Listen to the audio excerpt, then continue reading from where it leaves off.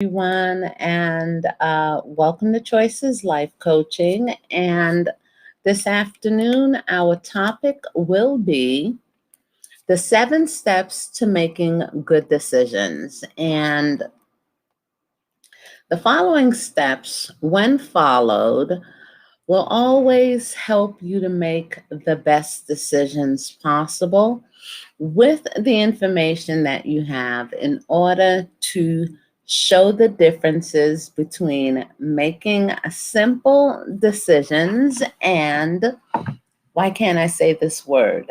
Making complex decisions. And we will continue to use this example of buying a cup of coffee or purchasing a new vehicle.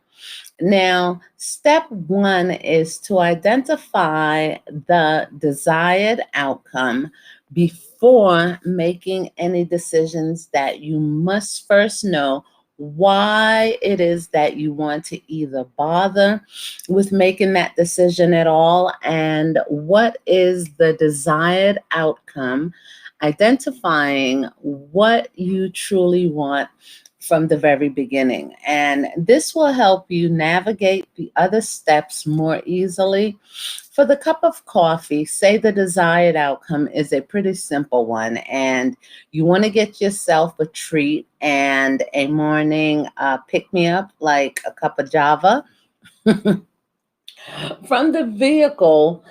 For the vehicle, the desired outcome is actually pretty simple as well. And you want an affordable vehicle that is more fuel efficient than your current vehicle.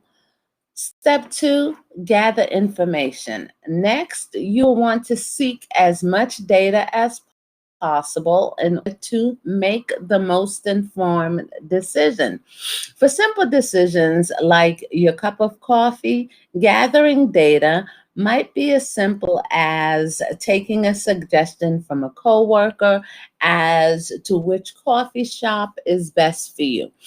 For your vehicle, however, you will probably want to do a more in-depth research.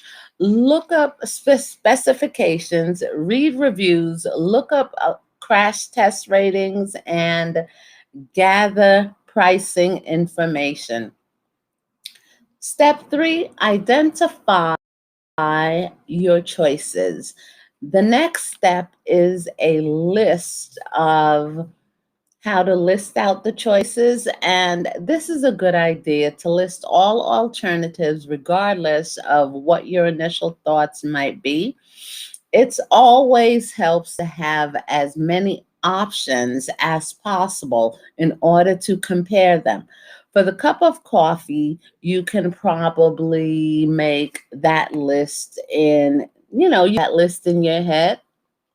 Now, you have 3 coffee shops, and in that area, when you get 3, you can order a small, medium, or large coffee. For the vehicle things will get a little bit more complicated. There are a slew of vehicle manufacturers, all of which provide at least one low cost effective and fuel efficient vehicle. You will likely need to write these choices down somewhere in order to keep track of them all. Now, let's do step 4 is the evaluation of the choices. Now, next, you want to evaluate the choices, make a list of pros and the cons for each option, and then compare them to each other. Again, for the cup of coffee, this is something that you can do in a few seconds. And I say that because you'll quickly decide which coffee shop to either go to based on the past experiences or the recommendations. Once you're there, you will order a small, medium, or large cup of coffee based on how much you intend to drink. For the vehicle itself, it's going to take a bit more thought, and you'll weigh things like fuel efficiency, cost, safety rating, reliability, etc., and compare all these things to each other. Now, you're going to select the best choice, right? Now, based on all of the information that you've gathered, it's time to decide which is best for you. Once again, the cup of coffee is pretty straightforward, and your coworker may recommend this particular coffee shop, so you're going to go there and you're not too thirsty, so you're just going to have a small cup of coffee. Next, you're not too thirsty, so you're just going to have that small cup of coffee. That way you don't get too much Java or caffeine into your system. For the vehicle, you'll likely do have to do some extensive comparisons and finally decide on one that you feel offers the best mix of price, fuel efficiency, and safety.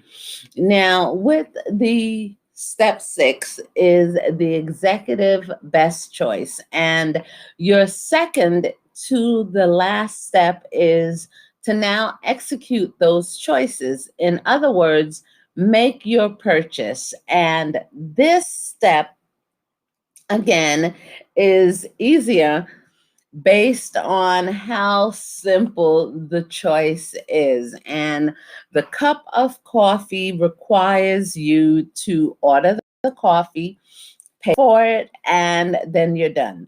But the vehicle, however, will require you a good amount of paperwork or a formal contract, and the transaction could take hours. Yes, it believe it or not, getting a new car, signing the paperwork, gathering the insurance, doing the credit check, it takes a little bit longer than purchasing a cup of coffee. So, step 7 is the evaluation and the evaluation of the results. Once you've acted on this decision, take the time to evaluate the results of that decision. Consider whether the choice that you've made had the results that you intended, and does it meet those needs? And was that cup of coffee delicious or was it awful? Has the vehicle been reliable or did it break down? Or did it break down on the first, 1,000 miles? Reflecting on your decisions and evaluating them after the fact helps you to make better decisions down the road. Now, if you feel as though that you've been made an incorrect decision, you're likely to retrace your steps through this process in order to do what? Identify where you went either wrong or where you went right. Now, identifying these mistakes ensures us that, and it ensures you that you do not repeat the same mistake in the future.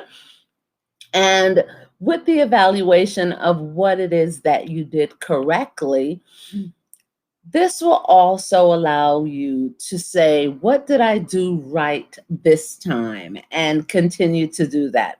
Now, the example of the cup of coffee might seem a bit silly, but its purpose is to illustrate that even the simplest decision, whether great or small, big or large, really takes you through these 7 steps. And the more simple the decision is, the more these 7 steps become subconscious effort. Now, in reality, the entire process involving the cup of coffee would have probably taken you, 30 seconds of thought?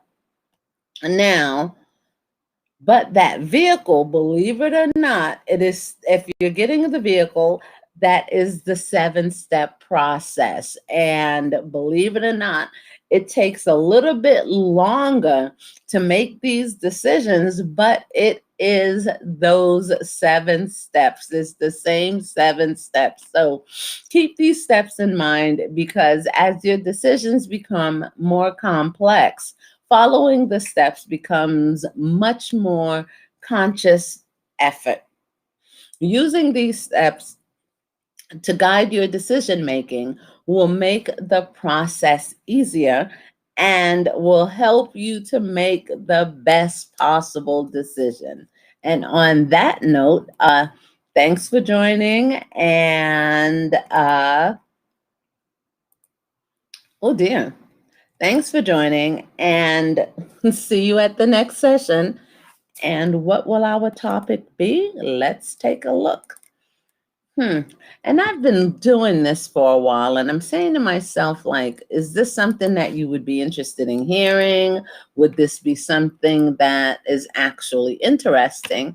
And I think it is, because at Choices Life Coaching, I help you to make the process of making choices a lot simpler. And believe it or not, it's the same 7 steps that when it comes to making a decision, breaking a bad habit, doing something new, trying something for the first time, acquiring a new skill, or just when you're shopping, even when you make a decision when you go shopping, it takes those 7 steps, okay? Getting a new purchase, changing a bad habit, step by step, okay? And on that note, have a wonderful afternoon, okay? And let's see. See you at the next session. And don't forget, you can connect with me at jennifergray.org, https semicolon / www.jennifergray.org. And on that note, have a wonderful day.